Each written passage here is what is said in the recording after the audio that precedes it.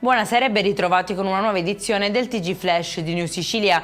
In apertura il Codacons denuncia con forza le gravi emergenze che affliggono la Sicilia e chiede al governo nazionale di intervenire immediatamente dichiarando uno stato d'emergenza per affrontare in modo strutturale e incisivo le numerose criticità che penalizzano da sempre l'isola e i suoi cittadini. Momenti di paura in via Giacomo Leopardi a Catania, dove un gioielliere che camminava a piedi con uno zaino contenente preziosi è stato fermato e accerchiato da due ladri armati. L'uomo ha tentato di reagire, ma uno dei rapinatori ha sparato un colpo di pistola in aria e uno contro di lui, ferendolo al ginocchio.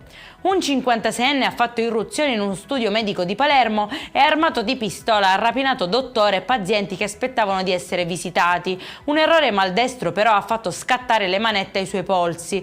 Durante la fuga infatti avrebbe perso il portafoglio e così la polizia è riuscita a incastrarlo.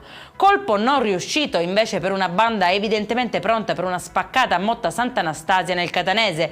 Il tentativo di furto è stato infatti sventato dai carabinieri. Al culmine di un inseguimento i malviventi hanno abbandonato sia il mezzo pesante che l'escavatore. Le indagini sono in corso per risalire ai componenti del gruppo criminale. E in chiusura il meteo, tornano le piogge in Sicilia, domani allerta gialla su Messina, Catania e Palermo. Temperature massime non più alte di 17 gradi. Per questa edizione è tutto, prossimo appuntamento lunedì alle 13:30. Buona serata.